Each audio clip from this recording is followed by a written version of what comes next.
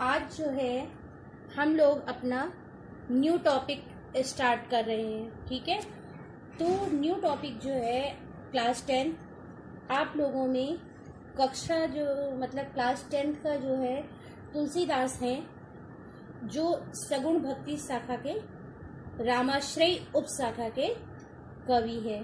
ठीक है, और जो तुलसीदास हैं इनका महाकाव्य है रामचरित मानस। ठीक है, रामचरित मानस जो है इसके 7 कांड हैं और उन्हीं 7 कांड में से बाल कांड में से आपका शीर्षक जो है धनुष भंग। ठीक है, ये लिया गया है। जो धनुष भंग शीर्षक है इसके अंतर्गत राजा जनक के कहाँ जब सीता का स्वयंवर हो रहा होता है तो ये प्रतिज्ञा की गई होती है कि जो भी इस शिव धनुष को उठा लेगा और इसको तोड़ देगा उसी के संग सीता का विवाह होगा। जब राजा जनक के कहाँ बड़े बड़े दिग्गज महाराज और नरेश आते हैं, लेकिन वो जो हैं शिव के धनुष को तोड़ना तो दूर की बात है, उन्हें हिला तक नहीं पाते हैं। वहाँ पर जो सभा होती है वहीं पर गुरु विश्वामित्र के साथ रामचंद्र जो है वो आए होते हैं और कहते हैं कि रामचंद्र जी से विश्वामित्र कहते हैं कि उनको आज्ञा देते हैं कि तुम मतलब जाकर रामचंद्र से कि इस धनुष को तोड़कर राजा जनक की प्रतिज्ञा को पूरा करो।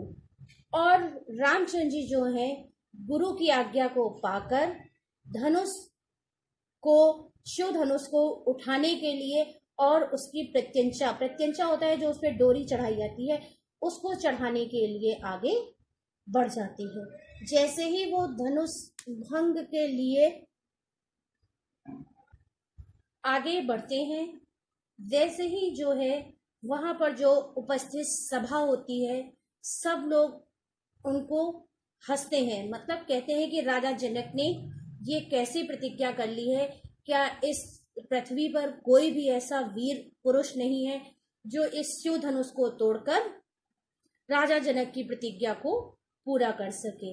ये इसका इंट्रोडक्शन था कि धनुष भंग शीर्षक जो है ये बालकांड से लिया गया है। ओके, धनुष भंग का पहला पद है उदित उदयगिरि मंच पर रघुवर बाल पतंग दिखसे संत सरोज सब हर्षे लोचन भ्रंग। ठीक है, तुलसीदास जी कहते हैं कि जब विश्वामित्र के आदेश से रामचंद्र जी जो हैं वो मंच की तरफ बढ़ते हैं तो ऐसा लगता है जैसे कि वो आज्ञा पाकर जैसे ही गुरु विश्वामित्र से रामचंद्र जी से कहा, हे राम उठो धनुष भंग करो। कहते हैं कि जब वो आज्ञा पाते हैं राम जी तो कहते हैं उदित उदयगिरि मंच पर, कहते हैं कि ऐसा लगता है जैसे उद्याचल रूपी मंच पर बाल सूर्य रूपी रामचंद्र जी के उदित होते ही संत सरोज मतलब संत जन रूपी कमल खिल उठे हैं तथा सब हर्षय लोचन भ्रंग, तथा भ्रंग माने होता है भ्रम, तथा भ्रमर रूपी मतलब भौरे रूपी नेत्र जो है वो प्रसन्न हो गए हैं।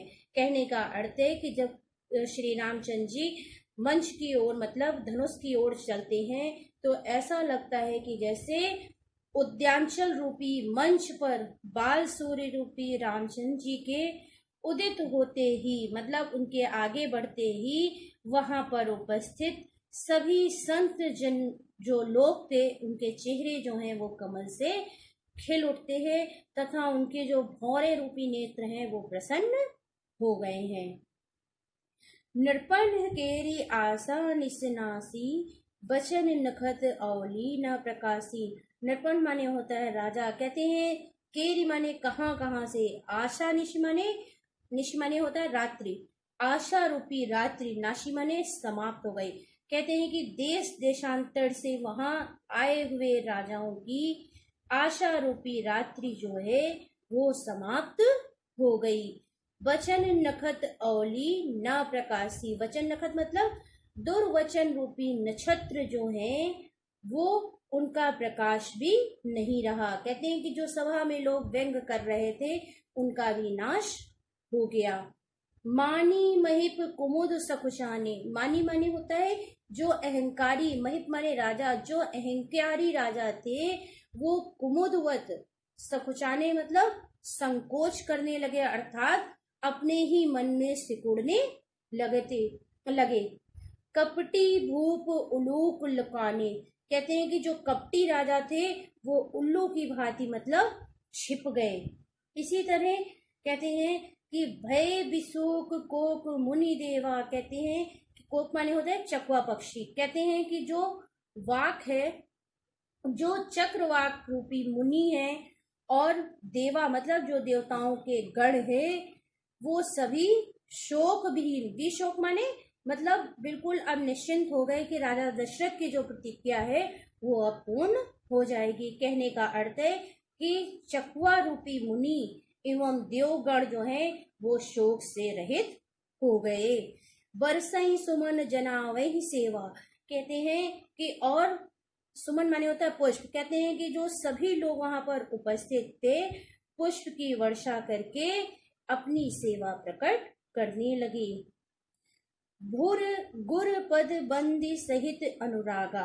गुरु माने होता है गुरु, पद माने चरणों की, गुरु रूपी चरणों की वंदना करके, सहित अनुरागा मतलब प्रेम सहित। कहते हैं कि श्री रामचंद्र जी ने गुरु चरण वंदन करके सप्रेम मुनियों से आज्ञा प्राप्त की। राम मुनहि सन आयुष मांगा। आयुष माने होता है आज्ञा, मतलब श्री रामचंद्र जी ने गुरु की आज्ञा प्राप्त करके वो आगे बढ़ गए। सहज ही चले सकल जग स्वामी। सहज ही माने सहज रूप से। इसके बाद जो जगत के स्वामी श्री राम थे वो जो है मंत मंजू बर कुंजर गामी। कुंजर माने होता है हाथी। कहते हैं कि श्री रामचंद्र जी जो है सुंदर मतवाले गजराज के समान स्वाभाविक गति से चलने लगे। कहने का अर्थ है कि वे इस प्रकार से चल रहे थे कि ऐसा लग रहा था जैसे उन्हें जरा भी भय या डर नहीं है, मतलब उनके मन में कहीं भी ये दुविधा नहीं नजर आ रही थी कि वो शिव धनुष को उठा पाएंगे या नहीं। चलत राम सब पुर नर नारी। कहते हैं कि उन्हें चलते हुए देख पुरवासी मतलब जनकपुरी के जितने नर निवासी थे वो उल्लसित हो गए, अर्थात प्रसन्नता का अनुभव करने लगे। बंदे पितर सुर सुकृत सधारे।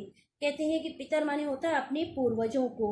फिर उन्होंने पितरों एवं देवताओं की वंदना की तथा अपने पुण्यों को याद किया।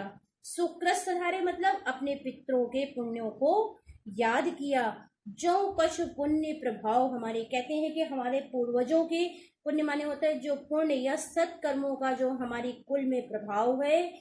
तो शिव धनु मृणाल की नाई। मृणाल माने होता है कमल दंड मतलब कमल की नाल। शिव धनु माने होता है शिव का धनुष। तो कहने का अर्थ है और गणनायक जो है वो गणेश जी के लिए आया है। गणेश गोसाई मतलब गणेश जी की वंदना करना है। कहते हैं कि उन्होंने पितरों एवं देवताओं की वंदना की तथा अपने पुण्यों को याद किया कि यदि हमारे पुण्य कर्मों का कुछ प्रभाव है तो हे गजानंद मतलब हे गणेश स्वामी हमारे श्री राम इस शिव जी के धनुष को कमल दंड की भांति तोड़ दें। कहने का अर्थ है कि जब कोई भी शुभ कार्य किया जाता है तो सबसे पहले गणेश वंदना की जाती है, अपने पूर्वजों का स्मरण किया जाता है कि उनके कुल का नाम जो है वो परिवार में आगे बढ़े।